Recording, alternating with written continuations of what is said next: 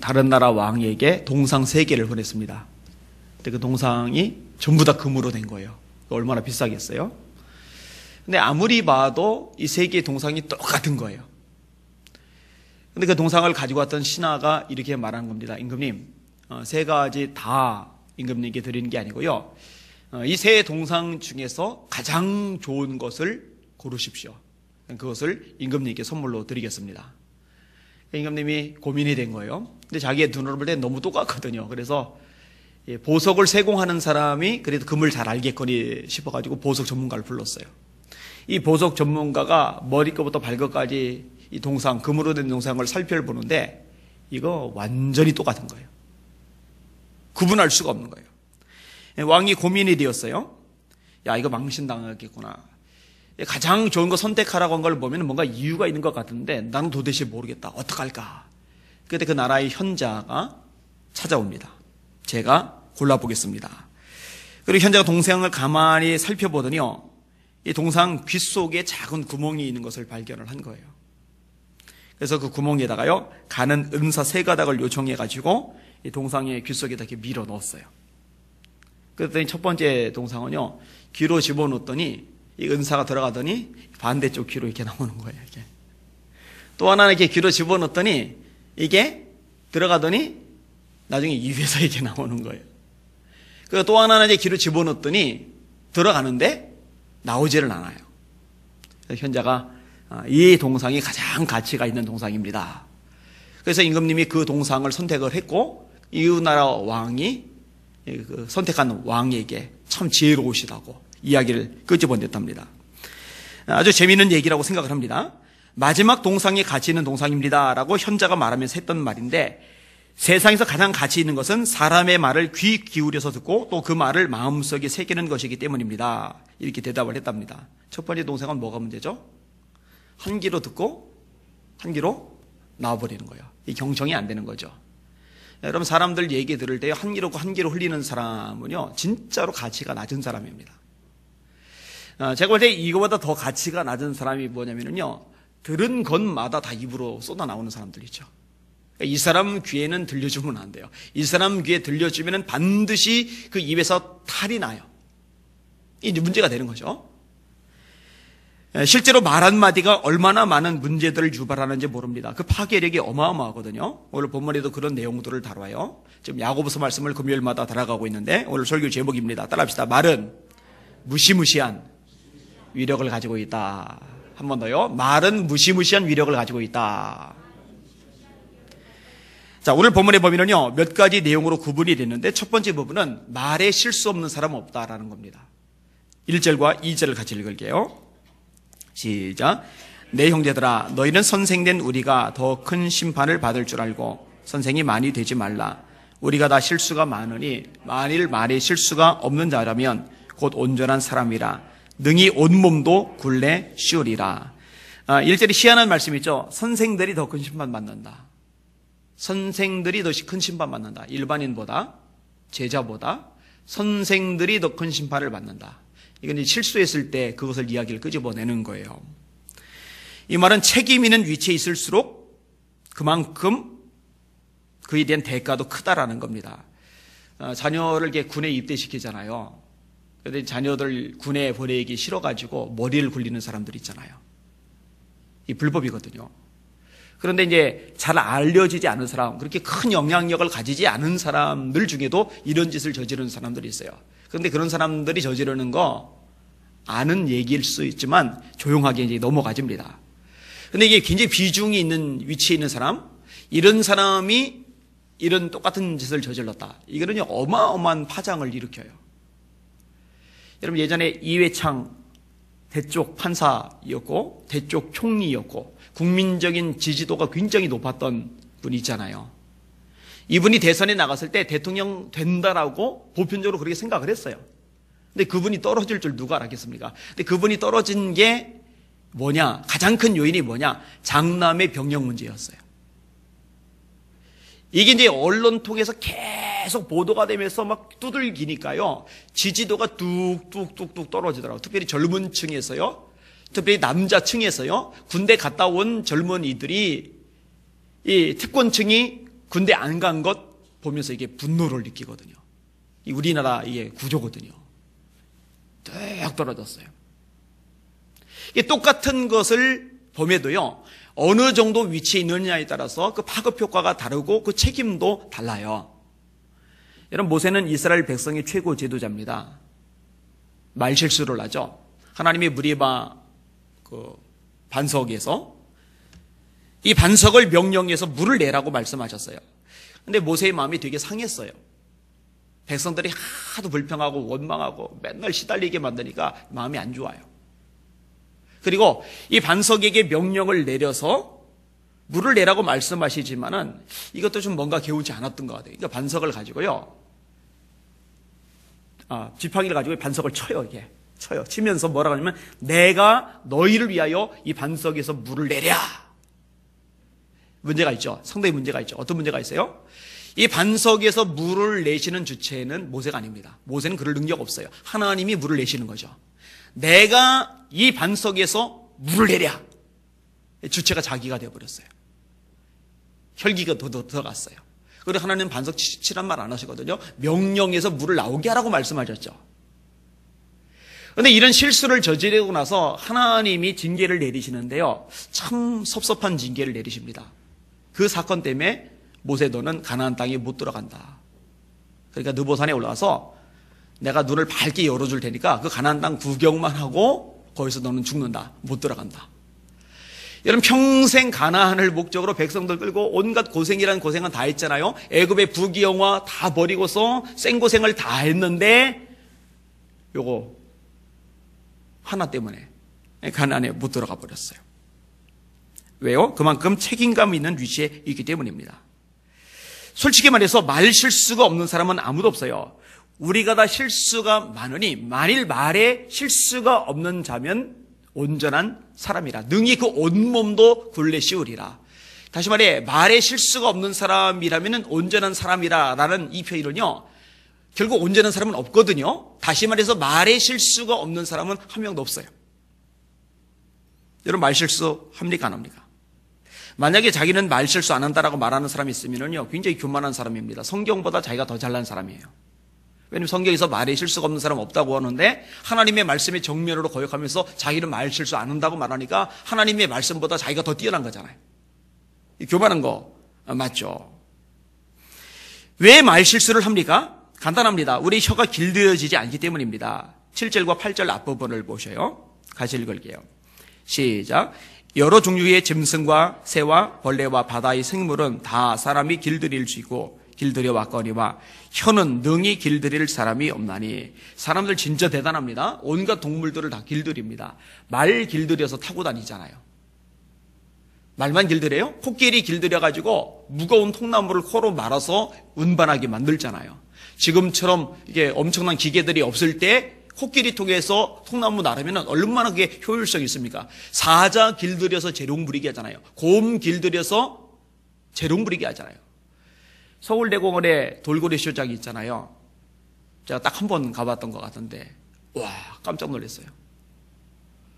돌고래 위에 사람이 타고서요, 물 위를 달리는 거예요. 이렇게 하고 보면은, 돌고래 안 보고 이렇게 하고 보면은요, 사람이 물 위에서 막 달리는 것처럼 보일 정도로, 와, 대단하더라고요. 돌고래 훈련을 시켜서 그렇게 움직이는 거죠. 매로 사냥하는 거 아세요? 사람이 새 사냥하기 힘들잖아요. 총으로 쏘는데 날아가는 거 잡을 수는 없잖아요. 근데 날아가는 새를 날아가는 매가 낚아챌 수는 있잖아요. 매를 훈련을 시켜서 날아가는 새를 쫓아가서 낚아채고서 자기가 먹는 게 아니라 주인에게 가지고 이렇게 오잖아요. 야, 정말 대단합니다, 사람들. 훈련을 못 시키는 게 없어요. 본문 말씀 그대로요. 여러 종류의 짐승과 새와 벌레와 바다의 생물은 사람에게 길들므로 다 길들였거니와. 근데 혀는 능히 길들일 사람이 없나니. 이게 길들여지질 않는 거죠. 자기도 모르게 터져 나오는 겁니다. 고등학교 때요, 뒷자리에서 싸움이 벌어졌어요. 싸움 좀 한가닥 한다는 녀석 하나가 다른 친구 하나를 문짝에다 매세렸어요. 그리고 이제 때리려고 하는 찰나입니다. 제가 그 광경을 목격을 했어요. 제 입에서 순간 막 욕이 나갔잖아요. 야이야. 그리고 거기로 끝난 게 아니라 니네 싸움 좀 한다는 놈들 말이야 막 했으면 한바탕 해놨어요. 해놓고 나서 정신이 바짝 드는데 내가 지금 무슨 짓을 한 거지? 여러분, 제가 후회했을까요? 후회 안 했을까요? 후회했어요. 진짜 후회되더라고요. 그런데 어떻게 해요? 일단 일이 터진 상황이니까 그 상황에서 물러나면은 진짜로 저는 이제 죽이 되는 거죠. 그래서 이제 한번 붙기로 했어요. 어떻게 됐을까요? 그 태권도 3단짜리가 저를 도와줘가지고 걔가 그럼 나랑 붙자 그러니까는 상대방이 꼬리를 내려가지고 해결이 되었어요. 그리고 재미있는 것은 그 후로 저를 건드리는 학생이 아무도 없었습니다. 여러분들은 갑자기 생각하지 않았는데 입에서 뛰쳐나온 말 때문에 후회해 본 적 없으세요? 이때니까요. 해놓고 나서 아이고 이건 하지 말았어야 됐는데, 이건 내가 참았어야 됐는데, 이게 있어요. 누구라도 있어요.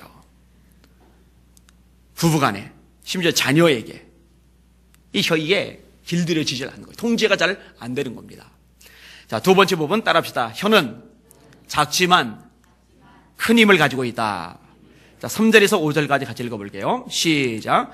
우리가 말들의 입에 재갈을 물리는 것은 우리에게 순종하게 하려고 그 온몸을 제어하는 것이라. 또 배를 보라. 그렇게 크고 광풍에 밀려가는 것들을 지극히 작은 키로서 사공의 뜻대로 운전하나니 이와 같이 혀도 작은 지체로 돼 큰 것을 자랑하도다. 보라, 얼마나 작은 불이 얼마나 많은 나무를 태우는가. 아멘. 여러분, 작지만 힘이 있는 것들이 있죠. 말의 재갈. 작지만 힘이 있습니다. 말을 탄 사람이 말의 재갈을 먹인 것, 그리고 거기에 곶배를 맨 것, 이거를 가지고 있지 않으면은요, 말을 타고서 제대로 달릴 수가 없어요. 마차가 모른 말이 방향을 제대로 가게끔 해줄 수가 없어요. 이게 커다란 농시의 말을 입에 있는 작은 재갈이 좌지우지합니다.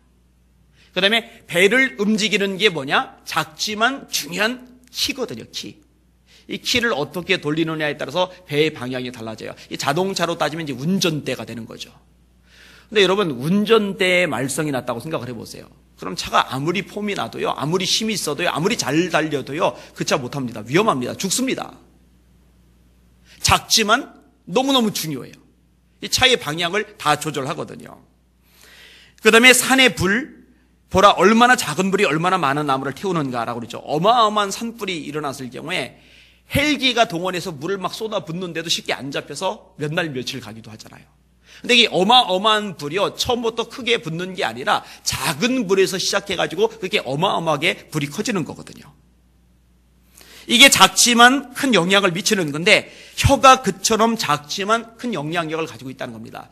여러분들 혀를 한번 내밀어 보세요. 아무리 내밀어 봐도 아주 기형적으로 생긴 사람이 아닌 이상은 이게 나와서 눈까지 막 덮고 그러지는 못해요. 혀로 눈 덮을 수 있는 사람은 없을 거예요. 덮을 수 있는 분 보여주세요. 제가 10만 원 드릴게요. 손바닥보다 작게 나와요. 그죠? 물론 안에까지 하면 좀 길게는 하겠지만은요. 전체 몸에 비해서 이 혀는 작은 부분이란 말이죠. 근데 이 작은 부분, 혀로 인해서 삶이 완전히 달라집니다. 대표적인 케이스가 이제 갈렙하고 여호수아죠. 하나님이 정탐을 시켰을 때 아주 믿음의 보고를 하죠. 이 새치혀로 하나님을 기쁘시게 합니다. 민수기 13장에 보니까 갈렙이 백성 앞에서 조용히 하게 하고 이르되 우리가 곧 올라가서 그 땅을 취하자 능히 이기리라. 하나님이 주신다고 말씀하셨으니까 안악자손이 있지만 거대한 성이 있지만은 가자. 하자. 이분이 이제 그 말을 하는 거잖아요. 그 다음에 민수기 14장에 가니까 이렇게 말합니다. 우리가 두루 다니며 탐지한 땅은 심히 아름다운 땅이라. 여호와께서 우리를 기뻐하시면 우리를 그 땅으로 인도하여 들이시고 그 땅을 우리에게 주시리라. 이는 과연 젖과 꿀이 흐르는 땅이니라. 다만 여호와를 거역하지는 말라. 또 그 땅 백성을 두려워하지 말라. 그들은 우리의 먹이라. 그들의 보호자는 그들에게서 떠났고 여호와는 우리와 함께 하시느니라. 그들을 두려워하지 말라. 이 말의 내용들이요, 전부 다 하나님이 기뻐하실 만한 말들입니다. 하나님 우리와 함께 하신다. 할렐루야. 우리 얼마든지 승리할 수 있다. 할렐루야. 심히 아름다운 땅이다. 하나님이 아름답다고 그랬으면 그건 아름다운 거예요. 할렐루야. 그러니까 하나님이 말씀하신 것을 다 그대로 반복하는 얘기들이 사실은요. 하나님이 그 말을 들으셨어요. 그래서 하나님이 이렇게 말씀을 하시죠. 진실로 내가 살아있는 것과 여호와의 영광이 온 세계에 충만할 것을 두고 맹세하노니 내 영광과 애국과 광야에 생한 내 이적을 보고서도 이같이 10번이나 나를 시험하고 내 목소리를 청종하지 아니한 그 사람들은 내가 그들의 조상들에게 맹세한 땅을 결단코 보지 못할 것이요 또 나를 멸시하는 사람은 한 사람도 그것을 보지 못하리라. 그러나 내 종 갈렙은 그 마음이 그들과 달라서 나를 온전히 따랐은즉 그가 갔던 땅으로 내가 그를 인도하여 드리리니 그의 자손이 그 땅을 차지하리라. 할렐루야. 이 불신앙의 말을 했던 사람들을 하나님이 뭐라고 하시면은 나를 멸시하는 자들. 근데 여호수아와 갈렙은 믿음의 말을 했거든요. 그것을 뭐라고 표현하느냐? 나를 온전히 따랐다. 그러니까 내가 그에게, 그 자손에게 이거 다 주겠다라고 말씀을 하시는 거예요. 이게 말 잘해가지고 수지 맞은 사람이죠. 여러분, 소로바리게 여인, 이방 여인이잖아요. 예수님 부르는데 예수님이 완전히 무시를 한단 말이에요. 기분 나쁘게 무시한단 말이에요. 못 들은 척 한단 말이에요. 그래도 간절한 마음 때문에, 딸 때문에 예수님 부르짖는데 못 듣는 척 하시는 매정하신 예수님, 제자들이 예수님, 저 여자 소리 지르는데 어떻게 좀 해서 보내시죠? 그 여자 들으라고 예수님이 거친 말씀을 하세요. 자녀의 떡을 취하여 개들에게 던짐이 마땅치 않다. 개 취급을 한 거예요. 열받아요. 자존심 상해요. 눈물이 핑 돌아요. 아, 뭐 저런 인간이 다 있어. 팩 고개 돌리고 돌아가 버릴 수 있어요. 근데 그 입의 말이 참 대단하잖아요. 예수님, 옳습니다. 많은 개들도 주인의 상에서 떨어지는 부스러기를 먹나이다. 그래도 예수님이 뭐라 하시는지 아세요? 이 말을 하였으니 평안히 가라. 따라합시다. 이 말을 하였으니 평안히 가라. 그래 주신 말씀이에요. 네 믿음대로 되라요. 평생 귀신 들려가지고 제정신이 아닌 사람 꼴이 아닌 그 딸이 고침을 받아버렸어요. 말 때문에. 그 말 때문에. 여러분들 신앙생활할 때 결심을 하셔요. 이 말이 내 인생을 좌지우지한다. 그렇다면 내 입술의 말을 가지고 하나님이 기뻐하시는 말을 하리라. 믿음의 말을 하세요. 소망의 말을 하세요. 사랑의 말을 하세요. 믿음, 소망, 사랑, 하나님이 기뻐하시는 세 가지 핵심적인 단어잖아요. 믿음의 말, 사랑의 말, 소망의 말을 하시란 말이에요. 하나님이 다 들으신단 말이에요. 들으시고 그 입에서 나오는 말, 우리 혀에서 나오는 말, 이 몸 전체 중에서 작은 부분일 뿐이지만 이 작은 입에서 나오는 말 가지고 내 인생 전체를 아름답게 갖고 가신단 말이에요. 축복해 주신단 말이에요. 제가 이 강대상에서 종종 이 믿음의 말을 선포를 하는데 괜히 허황된 소리를 하는 게 아니라 하나님의 말씀에 근거해서 하나님을 신뢰하는 믿음을 가지고 담대하게 선언하는 거예요. 그리고 그거는 되더라니까요. 이거 경험하실 수 있는 복이는 우리 성도들 되시기를 주님의 이름으로 축원합니다. 자, 세 번째 부분인데 이 혀의 부정적인 파괴력에 대해서 심화해서 다루고 있습니다. 자, 6절에서 8절까지를 같이 읽을게요. 시작. 혀는 곧 불이요 불의의 세계라. 혀는 우리 지체 중에서 온몸을 더럽히고 삶의 수레바퀴를 불살하나니 그 살아는 것이 지옥불에서 나느니라. 여러 종류의 짐승과 새와 벌레와 바다의 생물은 다 사람이 길들일 수 있고 길들여 왔거니와 혀는 능히 길들일 사람이 없나니 쉬지 아니하는 악이요 죽이는 독이 가득한 것이라. 아멘. 혀가 불이랍니다. 불.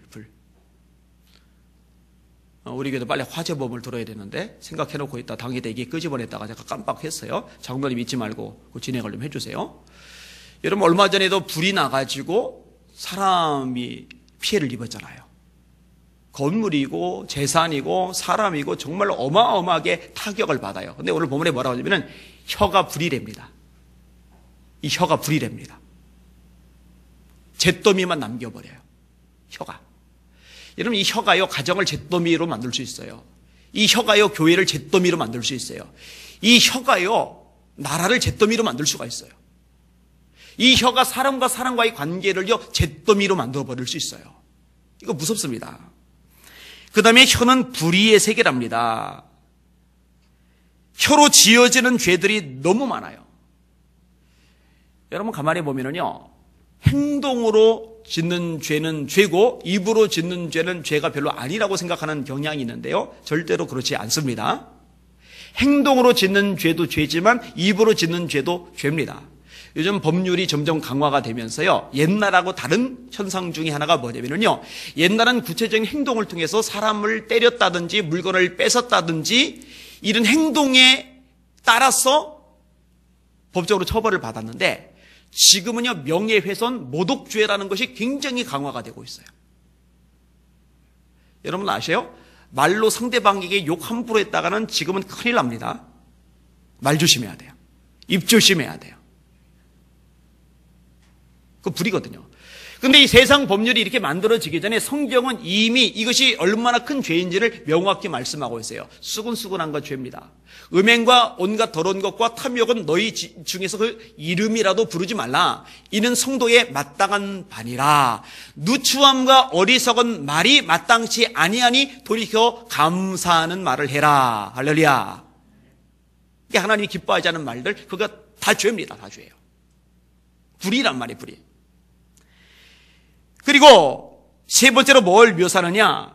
우리 온몸을 더럽힌답니다. 혀는 지체 중에서 온몸을 더럽히고. 여러분, 예수님의 제자들이 손을 씻지 않고 음식을 먹으니까요, 이걸 바리새인들이 따지고 들어요. 바리새인들 진짜 예수님에게 책망을 많이 받죠. 왜 책망을 많이 받습니까? 그 눈 때문에 그래요. 어떤 눈이에요? 판단하는 눈. 어떤 눈이에요? 정죄하는 눈.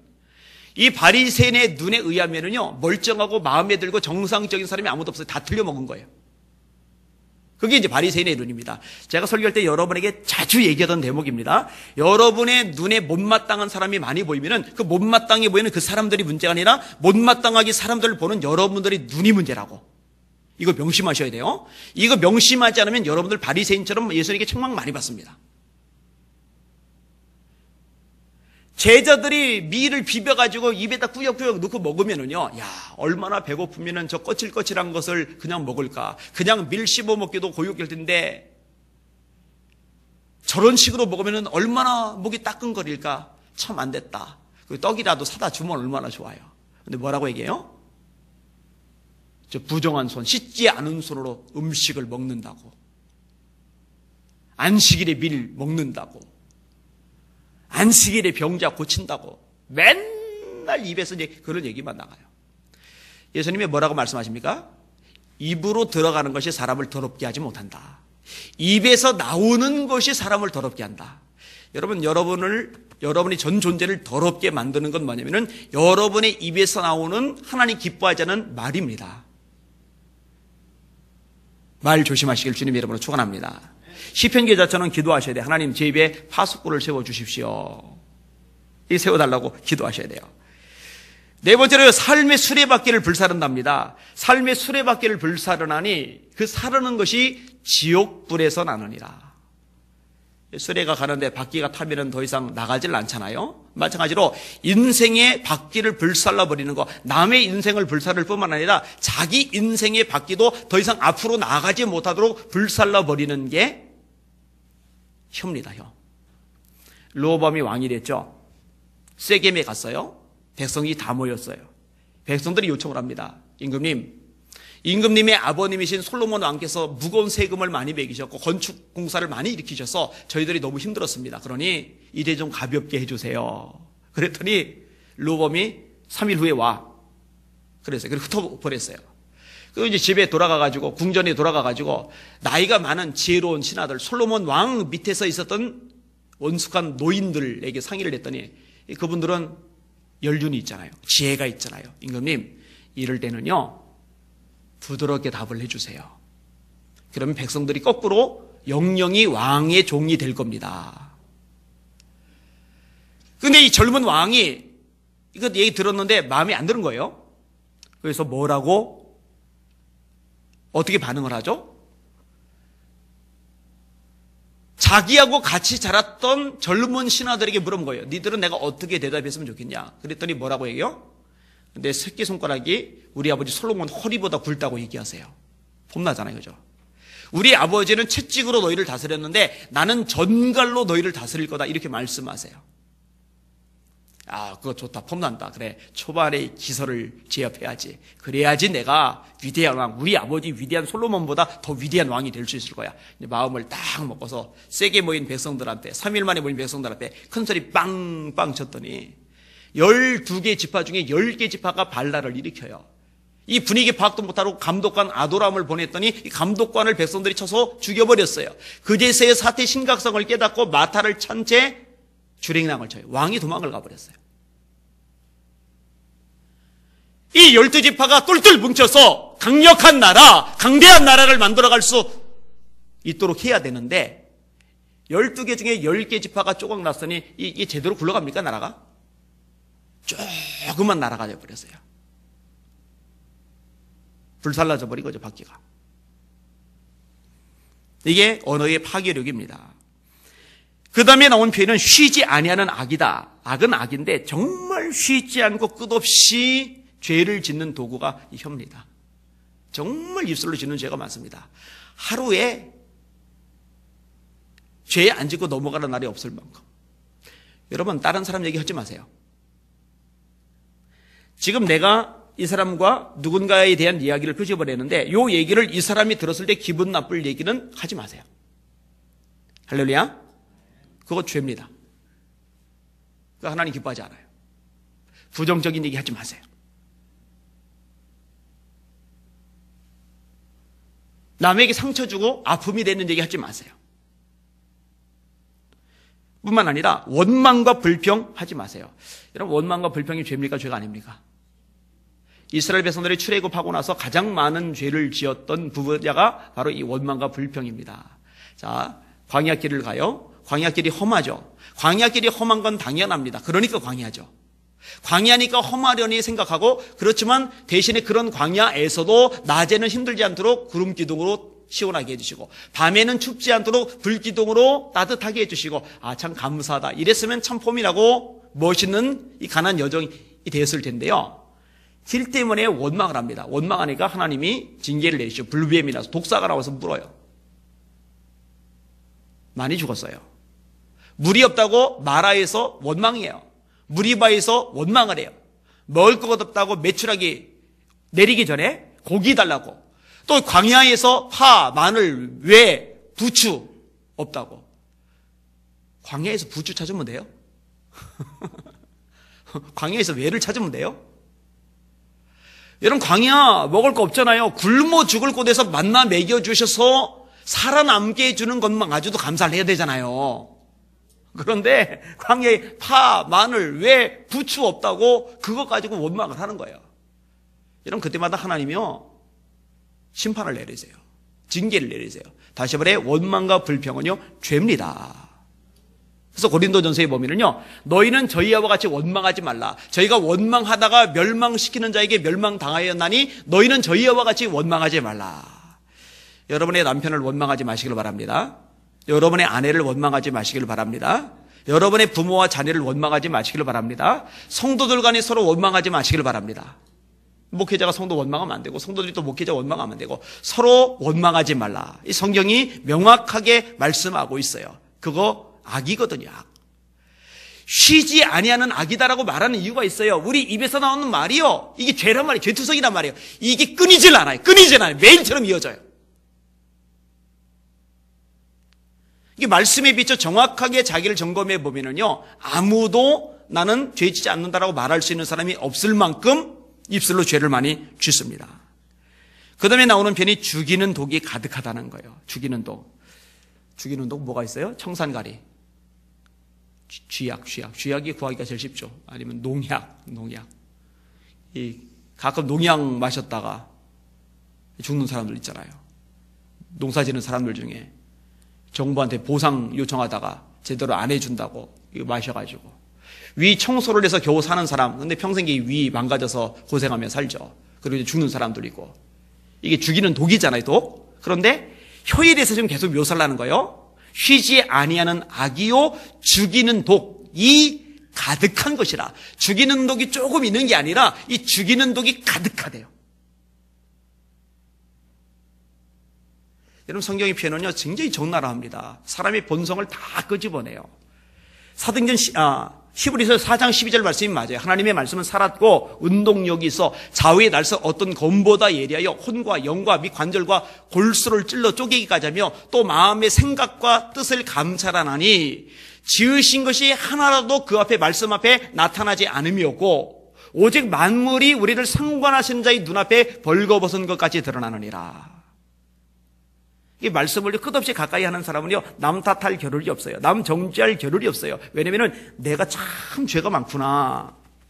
내가 참 문제가 많구나. 이걸 깨닫거든요. 마치 하나님의 영광을 봤던 이사야가 깨끗하게 거룩하게 고귀한 성품을 가지고 평생 살았음에도 불구하고 자기를 쥐어뜯으면서 나는 망했다. 나는 입술이 부정한 사람이고 입술이 부정한 백성 중에 거하는데 이렇게 죄투성이 인간인데 영광의 하나님을 봤으니 나는 죽었다라고 고백하잖아요. 자기가 죽을 죄인인데 남 뭘 할 겨를이 어디 있어요? 그럴 겨를 없어요. 남 정죄하고 판단할 겨를이 없어요. 말이 이렇게 파괴력이 크다니까요. 한 사람을 소개할게요. 이 사람이 매우 불우한 어린 시절을 보냈습니다. 아버지가 가출을 했어요. 가출은 애가 해야지 무슨 아버지가 가출을 하는지. 근데 가출하는 아버지가 많더라고요. 아버지가 가출을 했어요. 집안 가세가 완전히 기울어요. 그러니까 엄마가 힘들게 이제 자녀 돌보면서 먹여 살려야 되는데 그래도 좀 어린 자녀에게 소망을 주는 말, 꿈을 심어주는 말. 얘야 지금 우리가 힘들지만 아버지 나가셔서 너무나 고달픈 삶을 살지만 그래도 네가 열심히 살면 열심히 노력하면은 너 멋있는 사람이 될 수 있을 거야. 이러면 좋은데 입에서 악다구리만 계속 나가는 거예요. 계속 저주만 나가는 거예요. 계속 남편 욕하는 소리, 세상 욕하는 소리, 저주하는 소리, 탄식하는 소리. 그러니까 애 귀에 그런 소리가 맴 돌아요.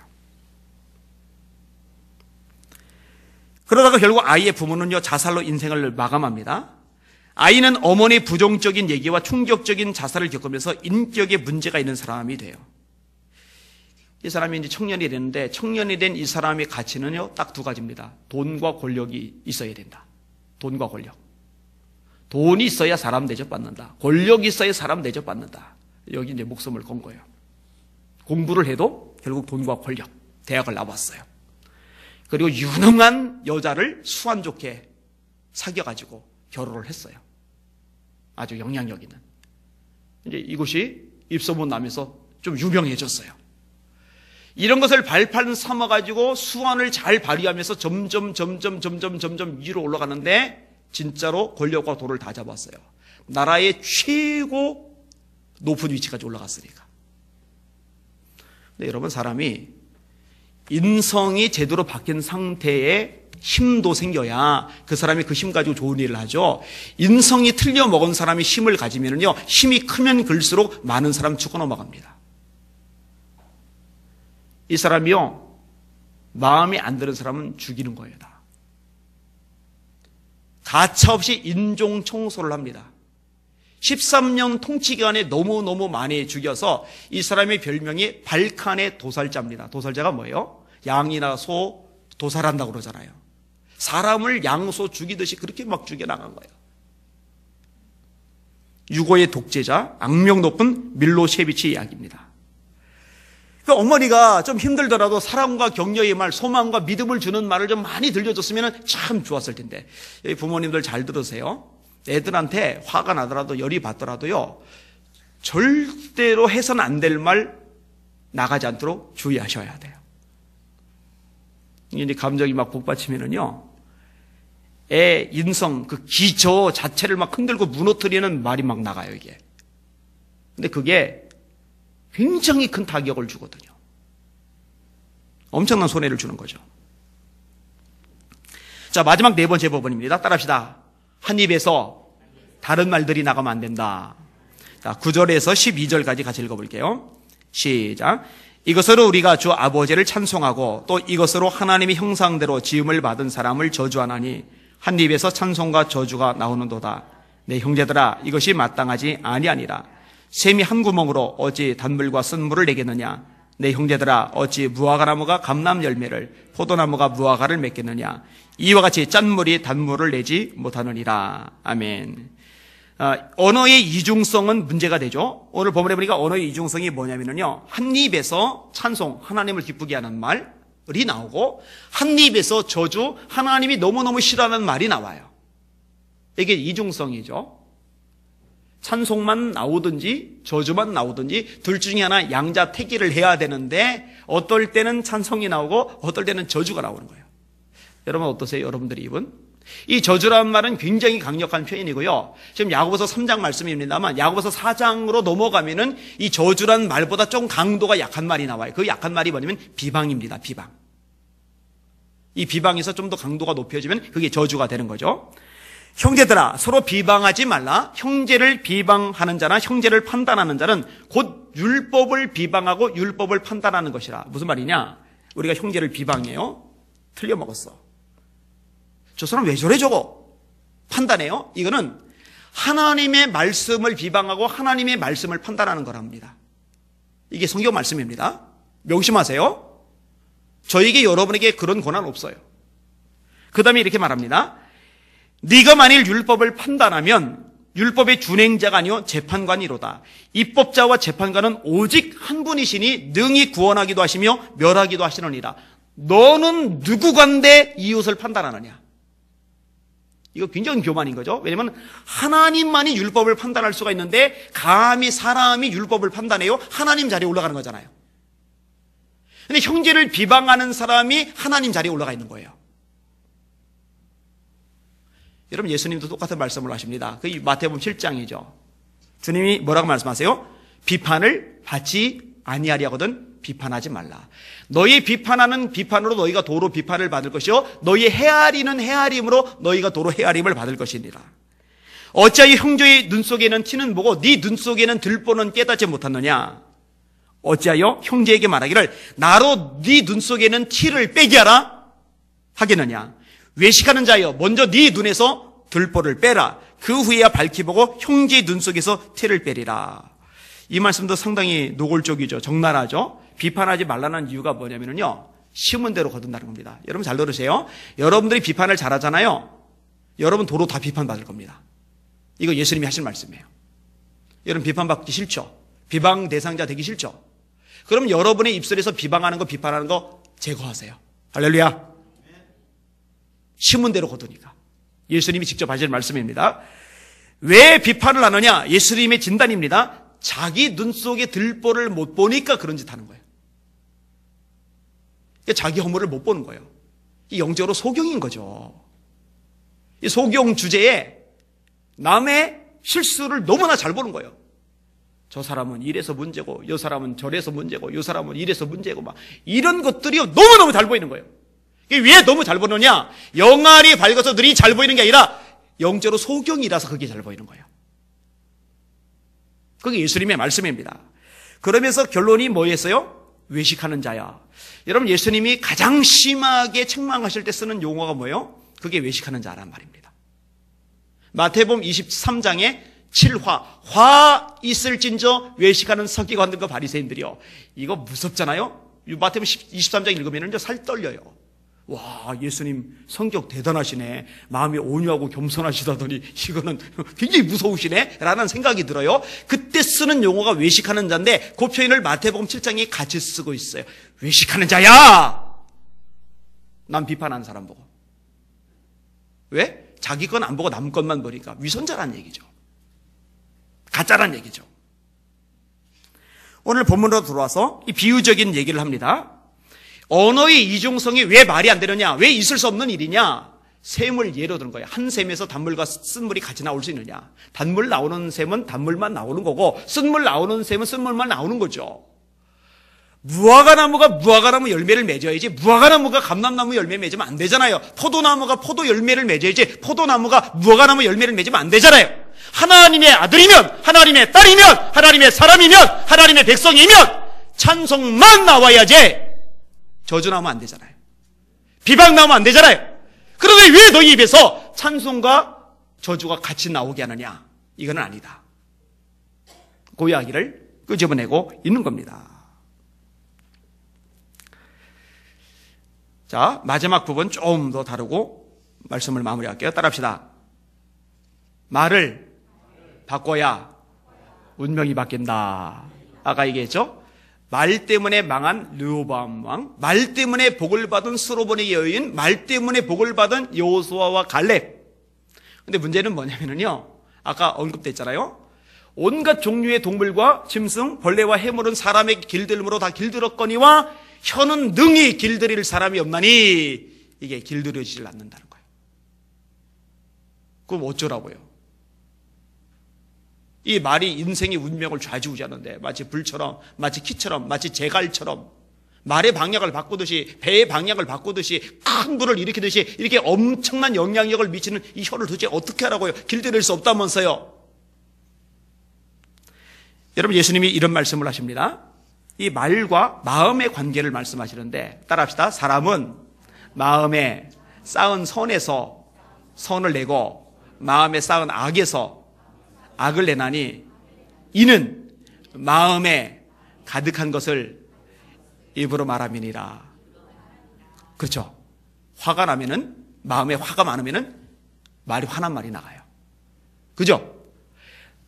내가 마음에 기쁨이 충만하면은요, 이 말투도요 밝아요. 이 마음이 우중충해 보세요. 그러면 말투 자체도 우중충합니다. 마음에 가득한 것을 입으로 말해요. 그럼 여기 이제 답이 나오는 거죠. 키워드가 여기 있는 거예요. 뭐가 문제예요? 마음이 문제예요. 마음에 좋은 것들이 가득하면, 하나님이 기뻐하시는 것들이 가득하면 이 마음이 새 마음이 되면 되는 거예요. 마음의 문제죠. 마음의 문제. 넬슨 만델라 유명한 분이죠. 흑인의 인권운동하다가 감옥에 갇혔어요.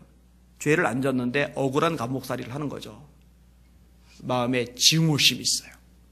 미워 죽겠는 거예요. 감옥이 너무 열악해요. 왜냐하면 죽이려고 작정하고 감옥에 집어넣은 거니까. 변호사가 찾았는데 변호사 보고 여기는 지옥이야, 지옥이야. 그러던 어느 날 이분이 깨달았는데 참 대단한 분이에요. 예수도 안 믿는 분이 어떻게 그런 걸 깨달았는지. 분노 가지고는 아무것도 바꿀 수 없다. 분노가 내 속에 있으면 결국 내 인성만, 내 인생만 망가뜨릴 뿐이다.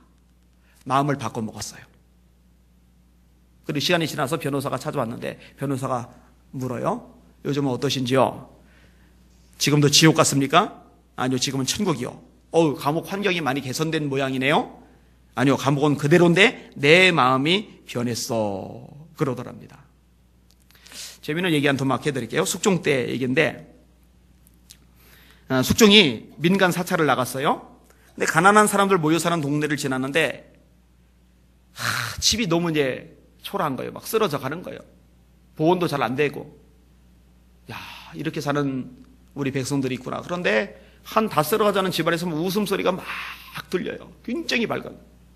부자들 사는, 고위층들 사는 그런 지역 지나가도 이런 웃음소리를 들어본 적이 없는데 너무너무 밝은 웃음소리가 들려요. 그래서 물 좀 주시오. 그래서 이제 물 얻어먹으면서 문틈으로 들여다봤더니 죄다 초라하게 옷을 입었는데, 수염이 허연 할아버지는 새끼를 꼬고 올망졸망한 아이들은 짚을 고르고 할머니는 빨래하고 부인은 옷을 깃고, 근데 얼굴 표정이 전부 다 밝아요. 생글생글. 숙종이 주인에게 묻습니다. 형편이 어려워 보이는데 무슨 좋은 일이라도 있어? 밖에서 보니까 웃음이 끊이지 않더이다. 주인이 말합니다.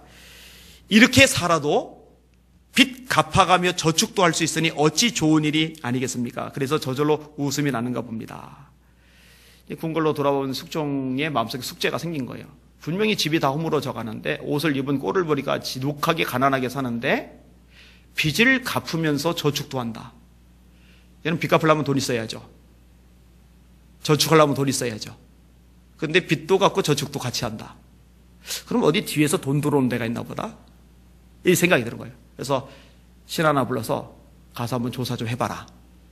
가서 조사를 해봤는데 진짜 알거지. 가진 게 하나도 없어요. 숙종이가 너무 궁금하니까 직접 찾아갔답니다. 재미나요? 주인에게 예전에 했던 말의 뜻을 물었습니다. 주인이 이렇게 대답했답니다. 부모님을 봉양하고 있으니 빚을 갚는 것이고, 제가 늙어서 의지할 아이들을 키우고 있으니 이것이 저축이 아닙니까?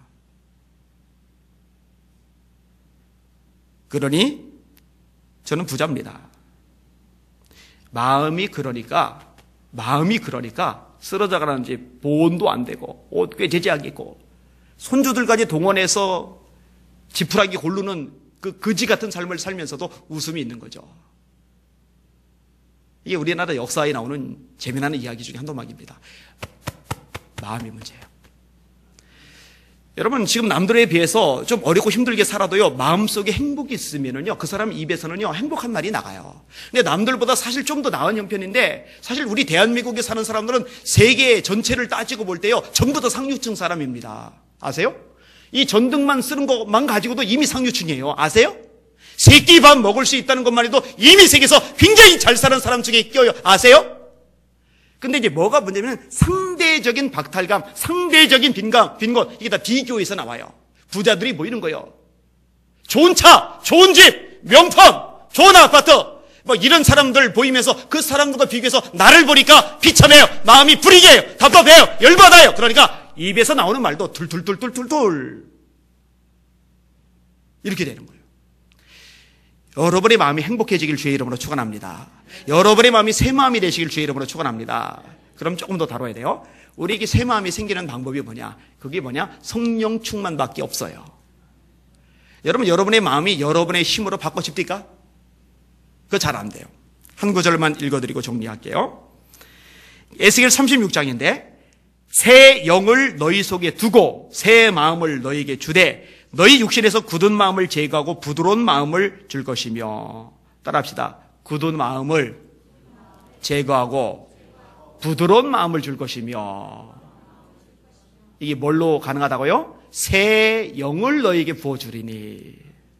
성령 충만 받으시길 주님의 이름으로 축원합니다. 그러니까 여러분들 성령 충만 계속 기도시키잖아요. 괜히 기도시키는 게 아닙니다.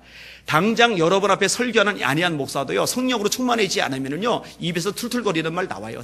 대번 아내에게 가시돋친 말 나가요. 애들한테요, 혈기 부리는 말 대번 나가요. 여러분 똑같아요. 앞에 설교할 때 폼나 보일지 몰라도요, 똑같아요. 죄성 가진 인간들 똑같아요. 성령께서 역사하실 때 마음이 다스려지면서 나머지 것들도 다스려지는 겁니다.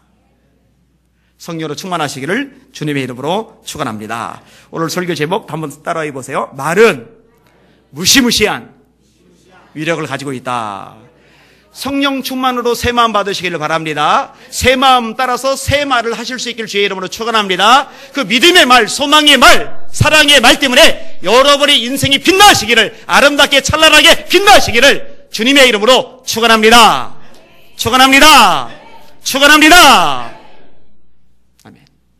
우리 청년들이 많이 빠져나갔는데도 그래도 말씀을 열심히 들어서 감사하게 생각합니다. 자리 좀 비면은 좀 썰렁하지 않을까 했는데 그래도 참 감사한 것 같아요. 우리 기도하겠습니다.